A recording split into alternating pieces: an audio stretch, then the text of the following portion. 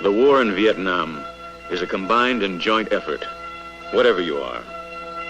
Soldier, sailor, Marine, or airman, American, Korean, Arvin, Australian or New Zealander, you already know this well. A message read to this unit illustrates the challenges faced and met by units of all services. I have a letter addressed to all personnel of this command from the commanding general. During our tour in the Republic of Vietnam, we have all seen what communism can do to a struggling nation in our world community. It is therefore most important that we conduct our affairs with the people of the Republic of Vietnam in a manner that will show the Vietnamese citizen that we are his friends and that we are here to assist him in the improvement as well as the security of his country. It is then with great pride that I note the fine work done by the soldiers of this command during the recent operations. It is with pleasure that I say, a job well done. These men have just emerged from many long days of combat, during which they faced and fought the Viet Cong, drove him from areas which he had heretofore controlled, opened roads for travel which he had dominated, and thereby contributed substantially to the turning of the tide in Vietnam. Yet it is not for their military accomplishments alone, important though they are, that they are commended by their commander. It is for other activities, more subtle, less easy to grasp and define, yet every bit as indispensable to the final decision in the war that is being fought in Vietnam today, a war unique in the long history of armed conflict between men and nations.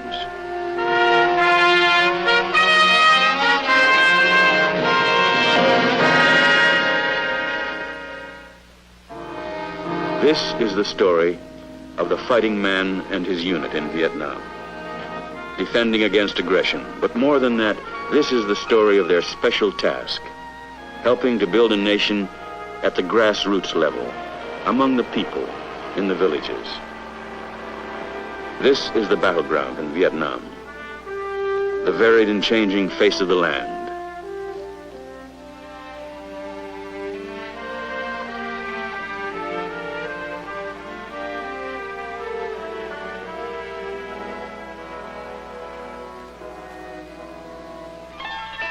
But this too is the battlefield, the villages and hamlets which dot the countryside, the communities across the land where 4/5 of the people live. And it is in this battlefield that the issue of victory or defeat will ultimately be decided. The reason is rooted in the special nature of the war that is being fought here. For this is a war whose objective is to win the hearts and minds of the people. To understand why this is so, it is necessary to contrast this war with those we have fought in the past. Take Korea, for example. As in all the wars before it, it had a battle line. When the war was going against us, the battle line pushed in on us.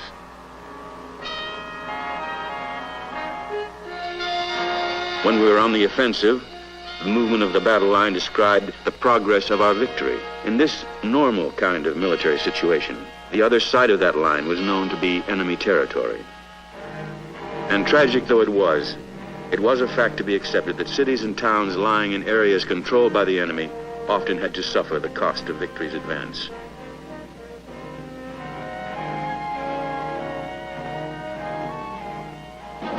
But the war in Vietnam is different. Although we do engage in conventional combat with well-organized North Vietnamese military units who support the Viet Cong guerrillas, our enemy here is active over most of the countryside, and rarely is there a conventional battle line. Our job here is to search him out wherever he hides, however he travels and supplies his forces, to seek him along all the avenues through which he infiltrates the Republic of Vietnam, carrying the weapons of his aggression.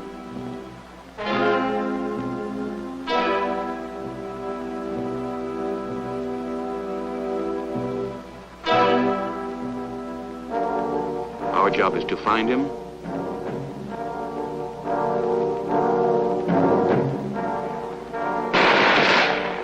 and then to destroy him. But because the enemy over here is fighting basically an unconventional war, he does not rely on holding terrain, but more importantly, the people. The foundation of unconventional war rests on the need for their support. In this kind of struggle, whoever has the people wins the war. So we must deny the enemy the popular support he has to have in order to survive. And more than that, we must enlist that popular support behind our own effort and behind the government of the Republic of Vietnam, whose cause we represent to the people through whose villages we travel and fight. So the issue turns on the people in their villages and hamlets, and these become the ultimate battlefields of the war, as we and the enemy both endeavor to win their support. As the war thus ebbs and flows through their lives and villages, the people themselves have little control over that constant movement. Nor, ironically, is the grave issue of the war, the threat to freedom which communist aggression poses, always clear to the people whose support will determine the ultimate decision. Their lives are lived at the edge of fundamental experiences, and it is the fundamentals with which they are concerned: poverty, hunger, disease, and a deep yearning to live in peace without fear, for they have known the trials of war now for many long years. Their allegiance will go, inevitably, to the side which most clearly demonstrates a sympathetic interest in those fundamental problems. The winning of their support, then, will take other weapons beyond those in our arsenal of firepower. It will take the intangible weapons of compassion and goodwill. In the early phase of the war, the Viet Cong proved themselves adept at using those weapons, simply by persuading the people that they were their friends and protectors who would help to bring them a better life. The real objectives of communism were always underplayed or obscured entirely. They're still doing that as much as they can. But one factor has changed the direction of the war significantly: the big buildup of American forces.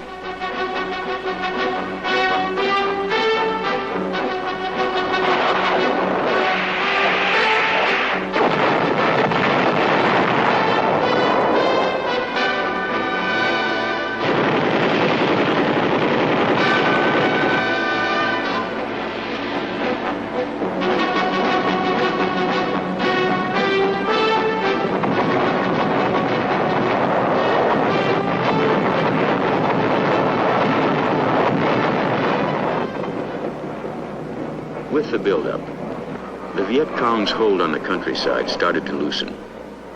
And as that has happened, the enemy has turned more and more to the use of terror and murder as a way of maintaining his grip on the people, hoping to intimidate them into support as the voluntary support weakens.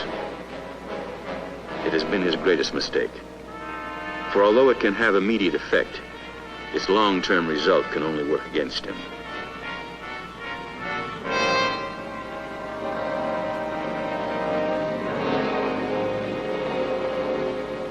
The enemy's mistakes, of course, work to our advantage, but there is an obvious and urgent lesson. We must never duplicate those mistakes, not to be sure that there is any danger of our ever using terrorism as a weapon. But to the people in the villages, there might well be little difference between the calculated cruelty of communist forces and fire which rains on them and their families from an American rifle or an American plane. These special demands of this special war place a particular responsibility on every American over here. Commanders at all levels are obliged to consider the psychological as well as the military objectives of each operation. And because the circumstances call for an exercise of restraint beyond that normally required on the battlefield, they must strike a balance between the force essential to accomplish their mission and the necessity of inflicting as few casualties as possible on the civilian population. This does not mean that the rules of safety and security can or should ever be relaxed. Every commander must always be able to accomplish his mission with the least loss to his own troops, and the fewest possible restrictions on his planning and his freedom to fire and maneuver. Nor does it mean that men going into battle should ever place their own lives or those of their buddies in jeopardy through excessive caution. Every man must take with him into combat a certain knowledge that he has the inherent right always to defend himself against hostile action, wherever and whenever it occurs.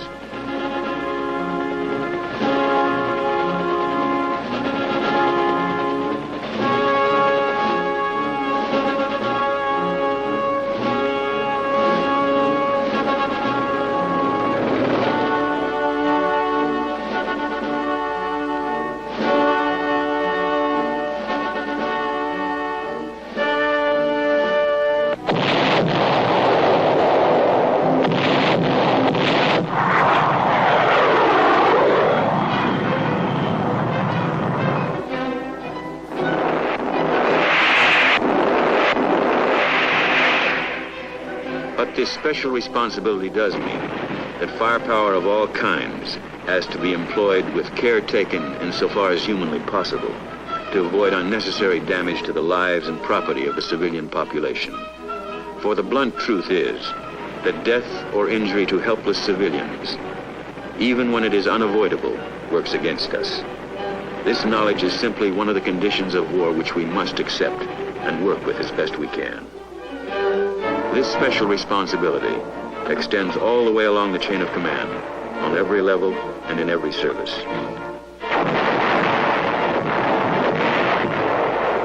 And it very specifically includes the man on the ground, who must face his personal responsibility through the sights of his personal weapon.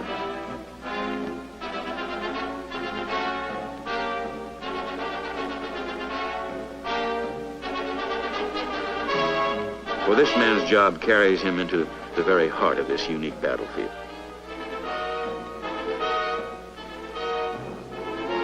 Precautions to eliminate needless casualties should be taken whenever possible. One example of how this can effectively be accomplished is the Air Force's practice of carefully marking targets so they can be hit with pinpoint accuracy.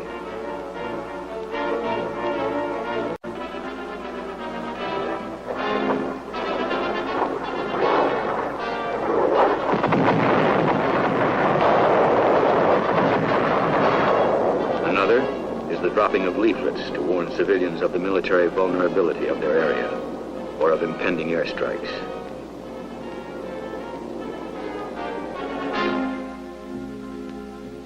And still another is the use of broadcasts to warn villagers of ground operations.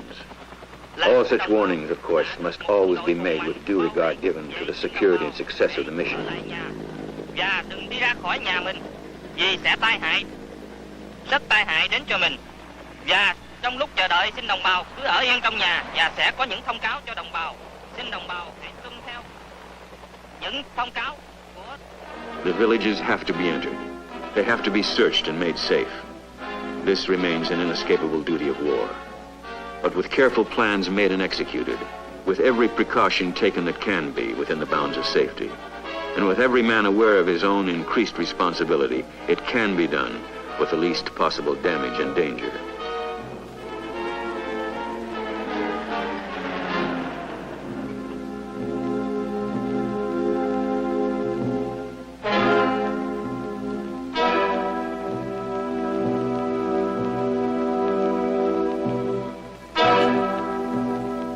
Operations planned in coordination with the country's province or district chiefs help smooth the path the rest of the way.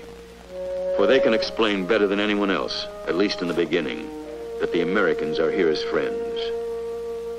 Quân đội Mỹ đến đây để giúp đỡ cho đồng bào. Vậy đồng bào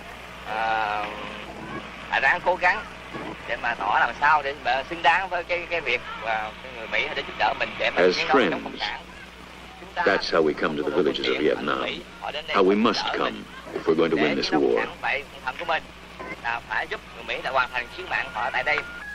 Friendship is one of the most basic gifts a man can offer. It is built on the desire really to know people. Look around you and look deeply to understand what Vietnam and its people are like. Vietnam is an old country with a recorded history that goes back more than 2,000 years. Its traditions and its customs are ancient and deeply cherished.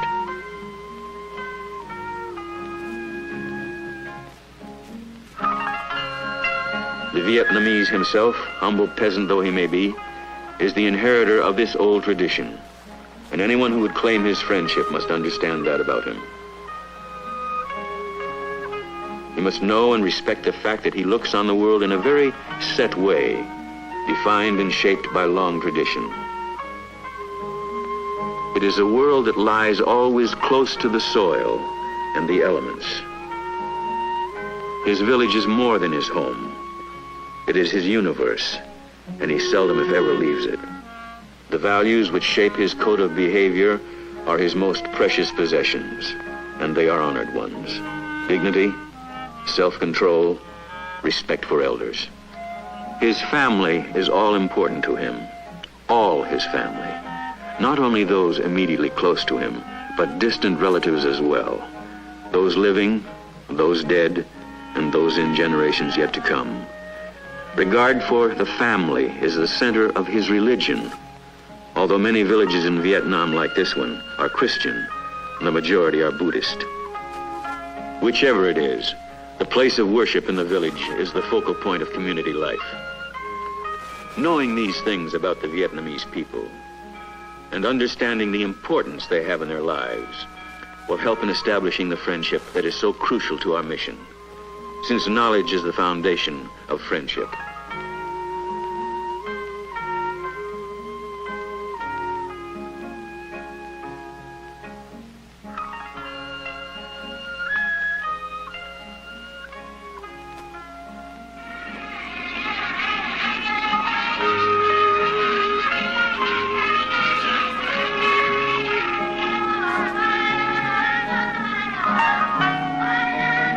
But beyond endeavoring to know and understand the Vietnamese, there is much more we can do. Ready? One again, okay? One, two, three, four,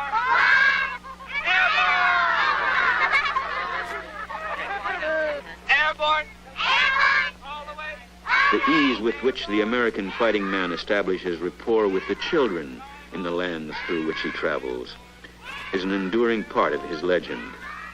There is no mystery about it, for the hungry language of childhood is universal, and men at war have known for generations that candy and chewing gum bring smiles and warm the hearts of children in any land.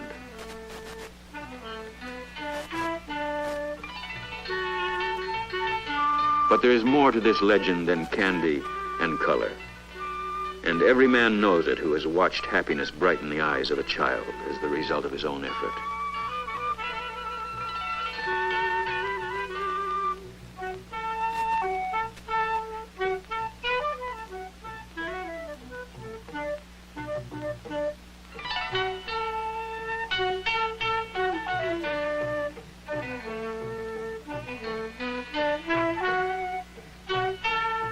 It does not always happen quickly. Even a child's friendship is sometimes slow to come.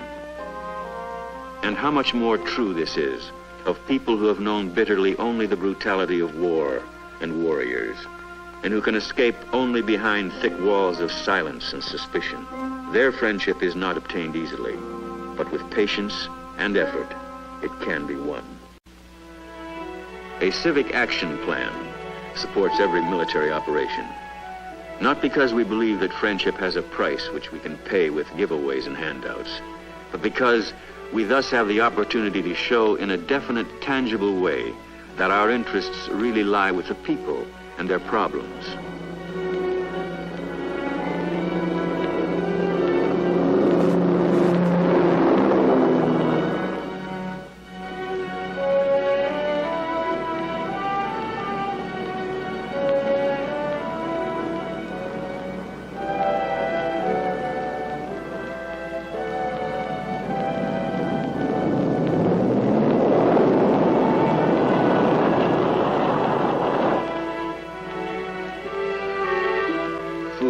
Sometimes clothing supplied by the various aid agencies are often as important to take on combat operations as any other kind of cargo.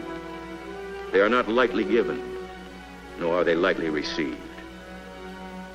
To people who live always on the edge of want, whose days blend into a continuing challenge to wrest enough from the earth to still their children's hunger, such gifts are deeply important. And the gesture of giving becomes deeply meaningful.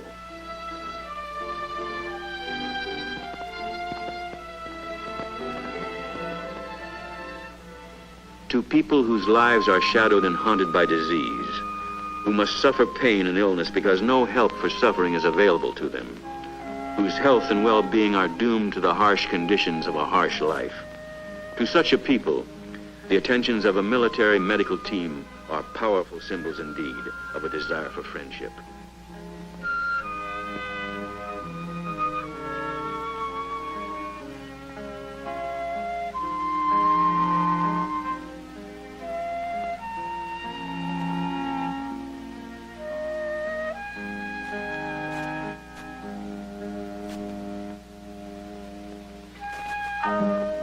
even soap, in a community which has none, and therefore is vulnerable to the ravages that such a simple item can prevent, becomes a weapon with almost magic powers.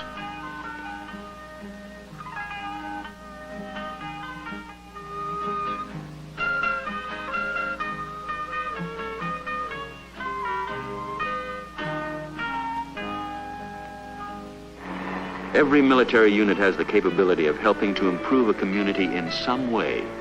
Simple construction materials, for instance, and a little paint, and a few hours' work can pay rich and lasting dividends. Particularly work done side by side with the people themselves, for the Vietnamese people are both proud and industrious. They welcome our assistance. And together we can accomplish much. A new community meeting center.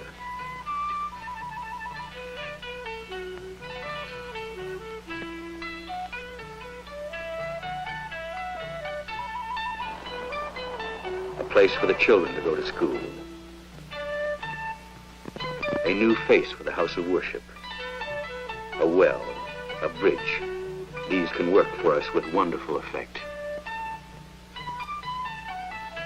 Helping the people to gather in their precious rice crop and protect it from the Viet Cong, as these Marines are doing, can be as important as any military engagement. For all this is evidence which will stand as lasting reminders that the Americans who came this way as allies of their government came as friends.